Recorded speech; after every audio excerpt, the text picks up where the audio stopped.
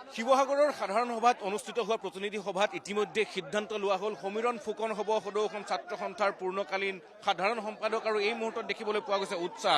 আছুৰ প্ৰতিখন জিলাৰ পৰা অহা কৰ্মীসকলে এই ধৰণে উষ্ম আদৰণি জনাইছে সমীৰণ ফুকনক আৰু এই ধৰণে জিন্দাবাদ ধ্বনি দিয়া দেখিবলৈ পোৱা গৈছে। এয়া পৰিৱেশ হৈছে পৰাগ, আমি দেখুৱাইছো এই পৰিৱেশ হৈছে শিৱসাগৰৰ এই উদযাপনস্থলীত ব্যাপক আয়োজন চলিছিল আৰু সেই আয়োজনৰ মাজত এটা উৎসাহ দেখিবলৈ পোৱা গৈছে। সমীৰণ ফুকন আছে, অকণমান সময় ল'ম ব্যস্ততাৰ মাজতেই এটা খবৰ আজিৰ দিনটোত উৎসাহজনক শিৱসাগৰৰ প্ৰতিজন বাসিন্দাৰ কাৰণে, আৰু দেখিবলৈ পোৱা গৈছে এয়া মৰম।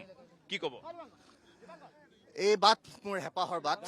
সদৌ অসম ছাত্ৰ সন্থাৰ সংগ্ৰামী চেতনাটোৰে সৈতে যেতিয়াৰ পৰা জড়িত হৈছোঁ, সদৌ অসম ছাত্ৰ সন্থাক মোৰ সেৱাৰ থলী হিচাপে সেৱা আগবঢ়াই আহিছোঁ। আৰু এতিয়া সুযোগ দিছে সদৌ অসম ছাত্ৰ সন্থাই।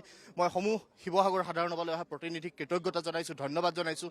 কেন্দ্ৰীয় নেতৃবৰ্গক ধন্যবাদ জনাইছোঁ। ডক্টৰ সমুজ্জ্বল কুমাৰ ভট্টাচাৰ্য, উৎপল শৰ্মাকে ধৰি কেন্দ্ৰীয় সমিতিৰ যিসমূহ বিষয়ববী আছে সকলোলৈকে কৃতজ্ঞতা জনাইছোঁ। আৰু আমি আশা কৰিছোঁ যে সদৌ অসম ছাত্ৰ সন্থাই এই সাধাৰণ সভাৰ পৰৱৰ্তী পৰ্যায়ত নতুন বাটেৰে আমি আগবাঢ়ি যাম। অসমৰ জাতীয় জীৱনৰ প্ৰতিটো সমস্যা, প্ৰতিটো সংকটৰ সময়ত মাৰ বান্ধি থিয় দি সকলো জাতি জনগোষ্ঠী জনজাতি সকলোকে একত্ৰিত কৰি ঐক্যবদ্ধ এখন সংগ্ৰাম আমি আগবঢ়াই লৈ যাম। এই সংগ্ৰাম ৰাজপথতো চলিব, আন আন ক্ষেত্ৰতো চলিব। অৰ্থনৈতিক বিপ্লৱৰ সূচনা আমি কৰিব লাগিব আৰু অসমৰ ছাত্ৰ ছাত্ৰীসকলক পৰিকল্পিতভাৱে আগবঢ়াই নিবৰ কাৰণে আমি ইতিমধ্যে পৰিকল্পনা যুগুত কৰা হৈছে। এই সকলোবিলাক পৰিকল্পনালৈ আমি আগবাঢ়ি যাম। চৰকাৰক বাধ্য কৰিব লাগিব আৰু যিসমূহ অপসংস্কৃতি, যিসমূহ ব্যাধিয়ে অসমৰ সমাজখনক বিভিন্ন সময়ত বিঘ্নিত কৰি আহিছে, বহু আইৰ বুকু সুদা কৰা, আইৰ শিৰৰ সেন্দুৰ মচি দিয়া ড্ৰাগছৰ দৰে ব্যাধি আছে আমাৰ, এই সকলোবিলাক সমুলঞ্চে উৎখাত কৰিবৰ কাৰণে সদৌ অসম ছাত্ৰ সন্থাই তীব্ৰ আন্দোলন, তীব্ৰ সংগ্ৰাম আমি আগবঢ়াই লৈ যাম। সদৌ অসম ছাত্ৰ সন্থালৈও মাজে মাজে কিছুমান আঙুলি উঠে আৰু সেই আঙুলিসমূহো তাৰ উত্তৰ দিবলৈ আছু সাজু হৈছে সম্পূৰ্ণৰূপে। তাৰ প্ৰত্যুত্তৰ আপোনালোকে সদৌ অসম ছাত্ৰ সন্থাৰ শিৱসাগৰ সাধাৰণ সভাত পাইছে। ৰাইজৰ মৰম আদৰ আপোনালোকে দেখা পাইছে। আৰু সদৌ অসম ছাত্ৰ সন্থা যে ৰাইজৰ সংগঠন, সেই কথাটো সদৌ অসম ছাত্ৰ সন্থাৰ শিৱসাগৰ সাধাৰণ সভাই প্ৰতীয়মান কৰি তুলিছে। এইখন এখন বিশেষ সাধাৰণ সভা। ইয়াত প্ৰতিনিধিৰ উপস্থিতি দেখিলে আপোনালোকৰ মন উৎফুল্লিত হৈ উঠিব। ইয়াত উপস্থিত থকা জনসাধাৰণৰ মুখবোৰ দেখা পালে, তেওঁলোকৰ হেঁপাহবোৰ দেখা পালে আপোনালোকৰ মন উঠলি উঠিব, যে ভাবিব যে হয় জাতিটোৰ প্ৰতি সদৌ অসম ছাত্ৰ সন্থাই কিবা এটা কেতিয়াবা কৰিছে, যি কাৰণে প্ৰত্যেকগৰাকী ব্যক্তি, প্ৰতিগৰাকী আই মাতৃয়ে হেঁপাহেৰে আমাৰ প্ৰতিনিধিসকলক আদৰিবৰ কাৰণে লাৰু পিঠা বনাইছে, আন আন কাম কাজত তেওঁলোকে আমাক সহায় সহযোগ কৰি দিছে। দিনী মাদ্ৰাছাৰ ছাত্ৰসকলে আহি পেলাই আমাৰ খেলপথাৰখন য'ত বাকৰিত আমি অনুষ্ঠান পাতিছোঁ, এই অনুষ্ঠানটোক চাফ চিকুণ কৰিবৰ কাৰণে আহিছে, আমাৰ কাৰণে দোৱা কৰিছে। মছজিদে মছজিদে সদৌ অসম ছাত্ৰ সন্থাৰ শিৱসাগৰ সাধাৰণ সভাক লৈ দোৱা হৈছে, নামঘৰত বন্তি জ্বলিছে, সত্ৰত শৰাই দিয়া গৈছে, শিৱ মন্দিৰত শৰাই দিয়া গৈছে।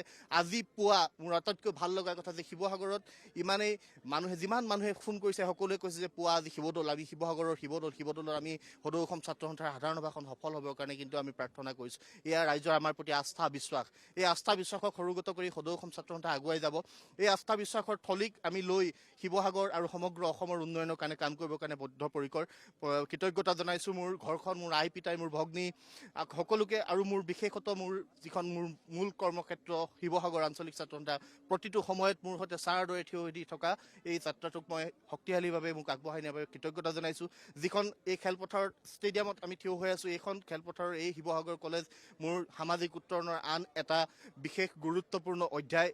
পুনৰবাৰ এই ষ্টেডিয়ামত থাকি এই ভূমিক সেৱা জনাইছোঁ, মোৰ সেৱা জনাইছোঁ যাতে আহিব লগা দিনত মই সদায় পোন বাটেৰে আগুৱাই যাব পাৰোঁ। মই শিক্ষকৰ সন্তান, এই কথা আপোনালোকক দিব পাৰোঁ যে কেতিয়াও বিপথে নাযাওঁ, নিজে জানি বুজি।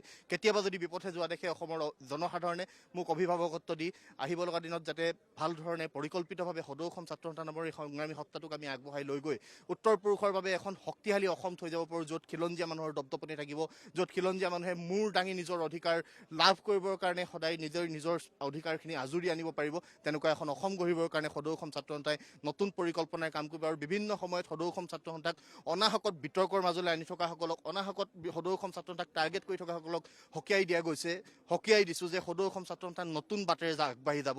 বিভিন্ন সময়ত সদৌ অসম ছাত্ৰ সন্থাক অনাহকত যিসকলে আজুৰি থাকিব, সেইসকলক কিন্তু এইবাৰ উচিত প্ৰত্যুত্তৰ দিবৰ কাৰণে সদৌ অসম ছাত্ৰ সন্থা বদ্ধপৰিকৰ।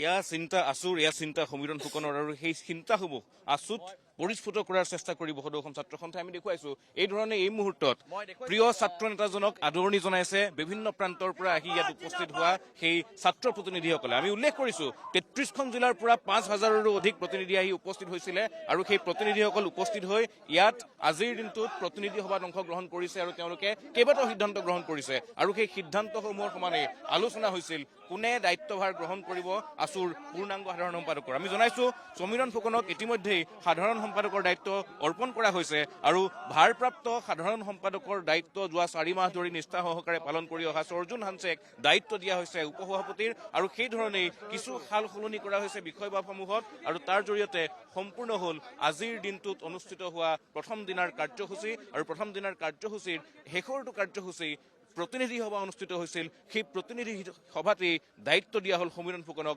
নতুন সাধাৰণ সম্পাদকৰ আমি পৰিৱেশ দেখুৱাইছো বিভিন্ন প্ৰান্তৰ পৰা অহা ছাত্ৰ প্ৰতিনিধিসকলে আদৰণি জনাইছে সমীৰণ ফুকনক আৰু এয়া প্ৰতিনিধি সভাৰ অন্তত ঘোষণা সমীৰণ ফুকনেই হ'ব পূৰ্ণাংগ সাধাৰণ সম্পাদক